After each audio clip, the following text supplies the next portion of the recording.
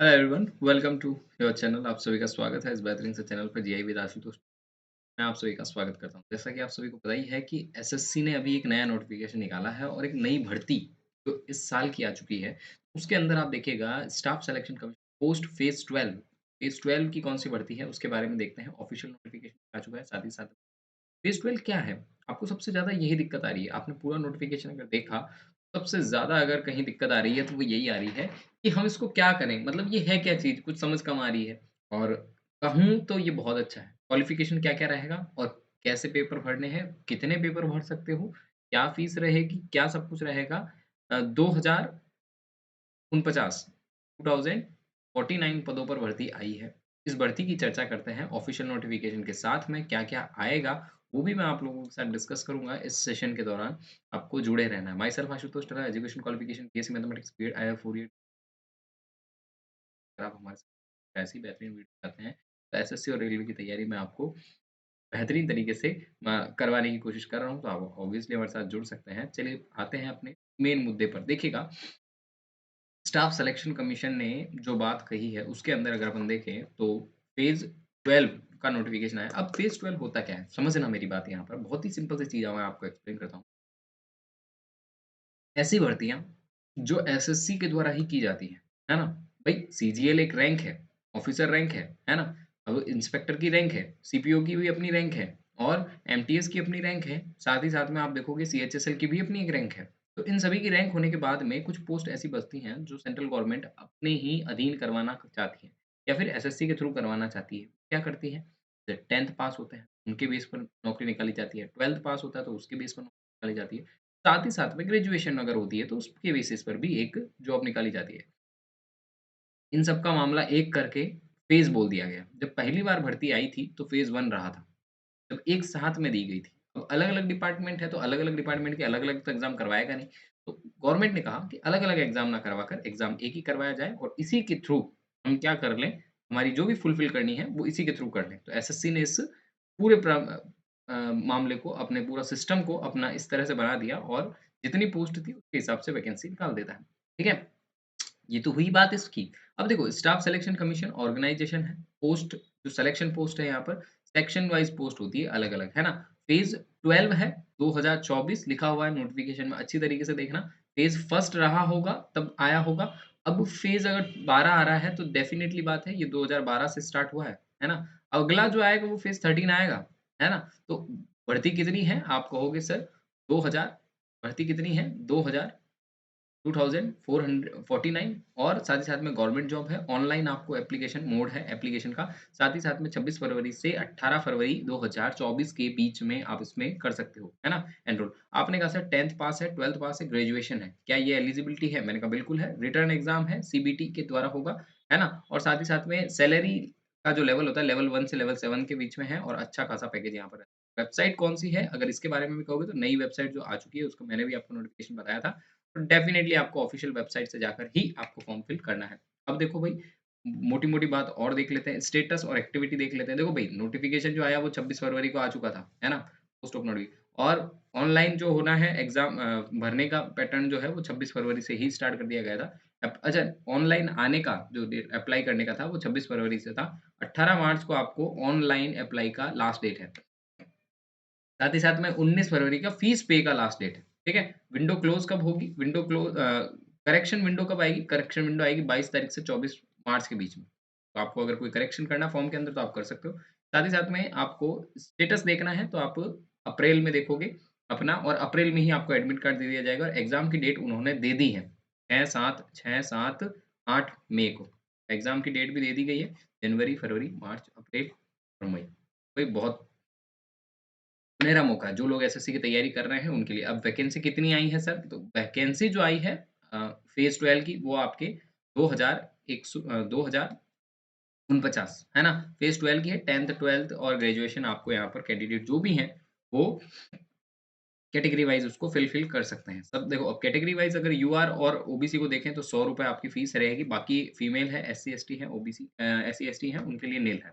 Fees का structure भी बड़ा अच्छा रखा गया है।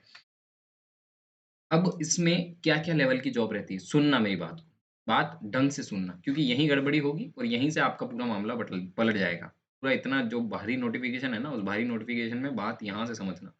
अगर पहला व्यक्ति जो 10वीं पास है, 10वीं पास है के लिए यहाँ पर 10वीं पास है, उसके अंदर आपके पास में 3 वैकेंसी आई है। मान के चलिए कि उसके अंदर 3 वैकेंसी है ना? आपको फ़ॉर्म क्या करना होगा? सुनना बात को, अगर 10वीं पास है, उसके अंदर 3 वैकेंसी आई है, तो आपको फ़ॉर्म भरना है। अब सुनना बात को, फ़ॉर्म आपको तीनों अलग-अलग भरने हैं। वापस सुनना, फ़ॉर्म अगर 1 वैकेंसी है, तो फ़ॉर्म तीनों अलग-अलग भरने हैं, है ना? और एग्ज़ाम एक ही देना है। फ़ॉर्म तीनों अलग-अलग भरने हैं, जैसे मैट्रिक्स है, मैट्रिक्स मतलब होता है 10th पास, 10th पास के अंदर 3 वैकेंसी आई है।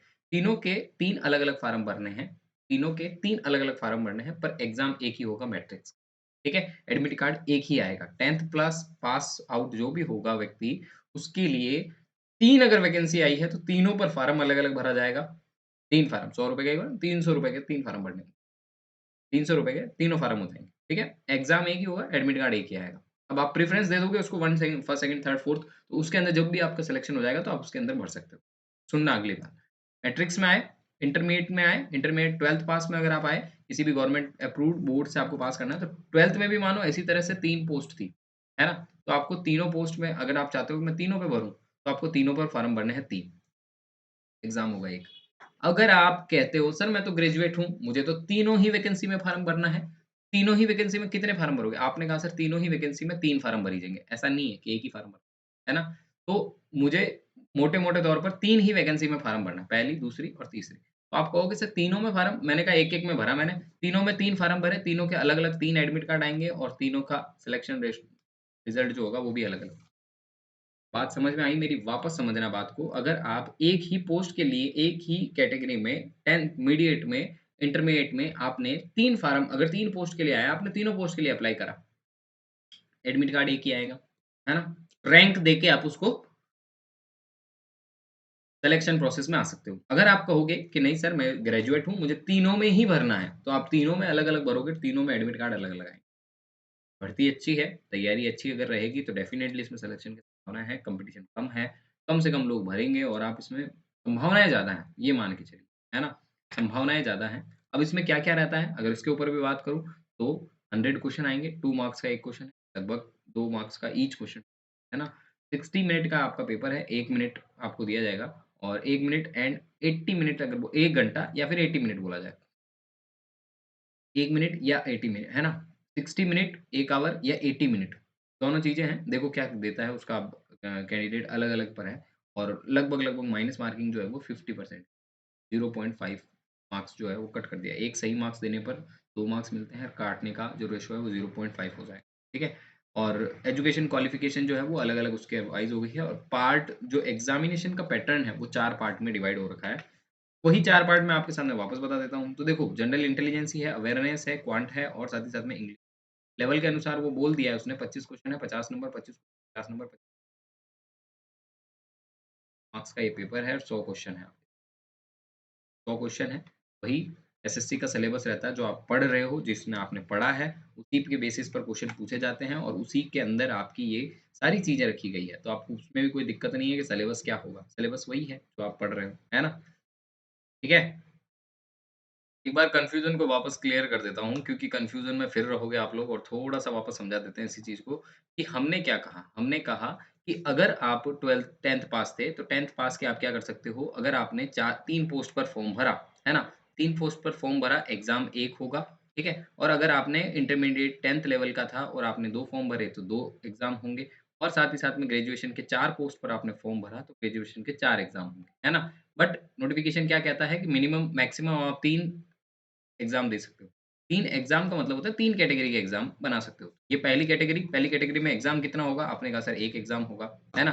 दूसरी कैटेगरी एग्ज़ाम कितना होगा? आपने कहा सर 1 एग्ज़ाम होगा। तीसरी कैटेगरी में एग्ज़ाम कितना होगा? 3 एग्ज़ाम होंगे। टोटल 3 ही होने हैं, है ना? एग्ज़ाम के पेपर अगर 3 पर भरा है तो भी 1 एग्ज़ाम होना 3 पोस्ट पर भरा है आपने, 3 पदों पर भरा है तो भी 1 एग्ज़ाम होना है, 2 पदों पर भरा है तो भी 1 एग्ज़ाम होना है, 4 पदों पर भरा है तो भी एग्ज़ाम 1 ही होना है। तो कहने का मतलब है मिनिमम 2 मैक्सिमम 3।